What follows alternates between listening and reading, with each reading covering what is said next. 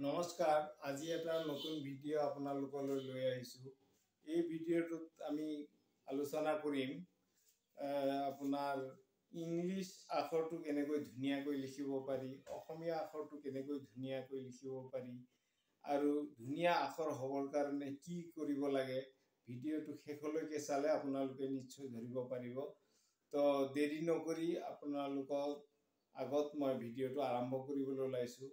প্ৰথমতে আমি লিখিম ইংলিছ কেপিটেল এলফাবেট আৰু স্মল লেটাৰ। এই দুইটা লিখাৰ কৌশলটো যদি আমাৰ ঠিক নহয় তেতিয়াহ'লে হাতৰ আখৰ আমাৰ ধুনীয়া নহয়। তে এইটো লিখিবৰ কাৰণে আমি প্ৰথমতে আৰম্ভ কৰিছোঁ যে ইংলিছ কেপিটেল লেটাৰবিলাক ইয়াত 4 লাইন আছে, 4টা আস্তনা আছে। 4টা আস্তনাৰ ভিতৰত আমি ইংলিছ কেপিটেল লেটাৰ যেতিয়া লিখিম আমি 3টা লাইন ব্যৱহাৰ কৰিম। 3টা লাইন ব্যৱহাৰ কৰিম, এই কথাটো আপোনালোকে লক্ষ্য ৰাখিব। যেনে এইটো মই লিখিছো চাওক, বি 3টা লাইন ব্যৱহাৰ কৰিছো। ঠিক তেনেকুৱা ডি 3টা লাইন ব্যৱহাৰ কৰিছো। ঠিক তেনেকুৱা পি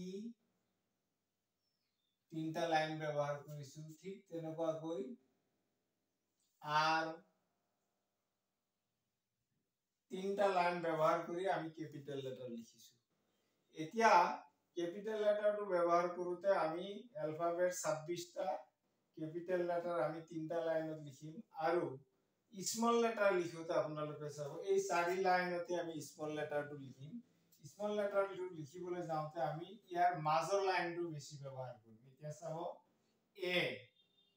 এ টো যদি লিখো এইটো স্মল লেটাৰ, ইয়াত যদি এ টো লিখো কেপিটেল লেটাৰ, ইয়াত চাওক। ঠিক তেনেকুৱাকৈ বি, তাৰপিছত ডি,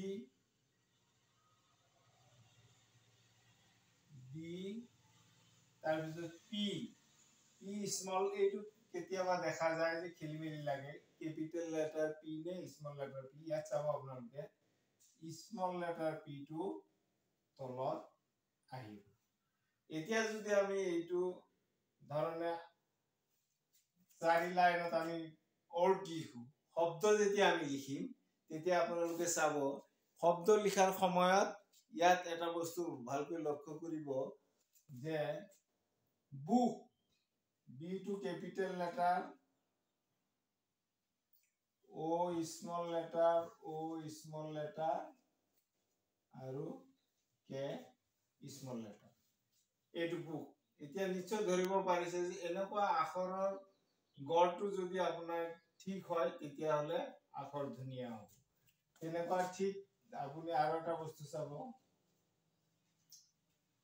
কাট, CUT, কাট। আমি কাৰ্চিভ যেতিয়া লিখিম, কোকো আখৰ লিখিবলৈ যাওঁতে এই কথাটো আমি ভালকৈ আলোচনা কৰিম। ঠিক তেনেকুৱাকৈ আৰু এটা কথা আপোনালোকে চাব যে অসমীয়াৰ ক্ষেত্ৰত যদি চাওঁ আমি যে 2টা লাইন থাকিব, 2 শাৰীৰ মাজত আমি অসমীয়া আখৰ লিখিব লাগিব। আৰু অসমীয়া আখৰ লিখিবলৈ যাওঁতে এই 2টা লাইন আমি যদি স্বৰচ চিহ্ন বিহীন শব্দ লিখো তেতিয়া আমি 2টা লাইন ব্যৱহাৰ কৰিম। এইটো চাব, অসম, এইটো চাওক লাইনটো সম্পূৰ্ণ হ'ব লাগিব। ঠিক তেনেকুৱা বৰাক,